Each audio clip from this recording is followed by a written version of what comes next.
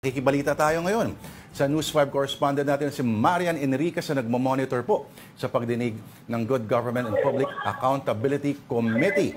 Maan, bukod kay Mary Jane Piatos, ano pang ang pangalan ng kine-question dyan sa hearing? Meron ba talagang Tempura at Nova at Uwishi na mga apelido? Hi, Lord and Pauline. Actually, yung mga binanggit niyong Nova, Uwishi, hindi pa yan lumabas sa nakaraan nating pagdinig. Kaya nagtataka na ako, no? Saan yun nakuha.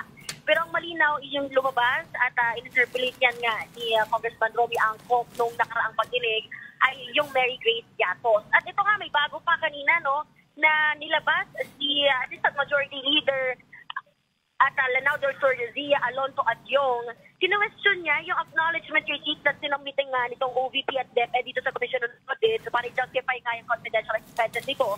Napansin kasi ni Adyong na may parehong pangalan, yung pangalang Kokey Villamin na pinasa nga yung OVP na resibo.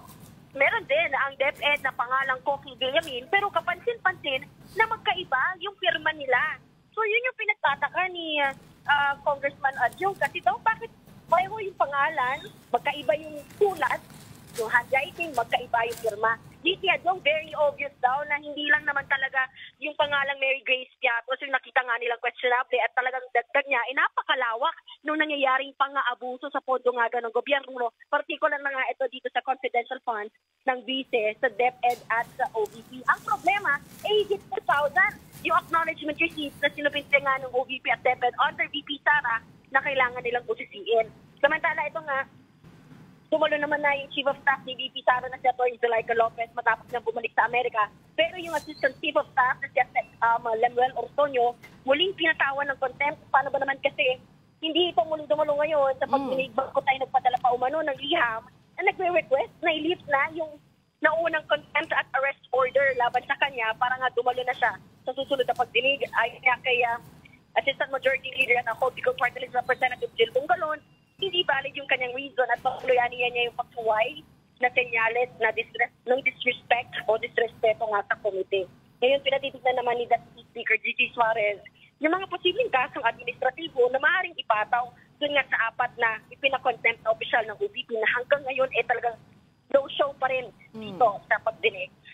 Uy, Maan, just to answer your question, ang pinagbasehan ko doon sa mga pangalan na binanggit ko ay ang isang report sa Philippine Daily Inquirer. No? Sinasabi niya rin yung iba raw ay may mga initials lamang, etc. etc. Pero, Maan, okay, kailan daw ba or nandiyan na ba, nakaupo na ba ngayon yung ikukonsultahin daw nilang handwriting expert supposedly? Sa ngayon, Lord Pauline, wala pa, no? Pero yun nga, kahapon sa press conference ni Chairman Joel Chua, mag-i-invite na raw sila ng Philippine Statistics Authority and experts para tignan dyan sa handwriting. Kasi kung tignan mo talaga, itong sulat ng Mary Jane Piatos, katulad din ng sulat dito kaya ang Kokey Villamin, kung tinitingnan mo mabuti yung hearing, yun yung sa OVP side ng mga resibo. So may pagkakatugma-tugma nga.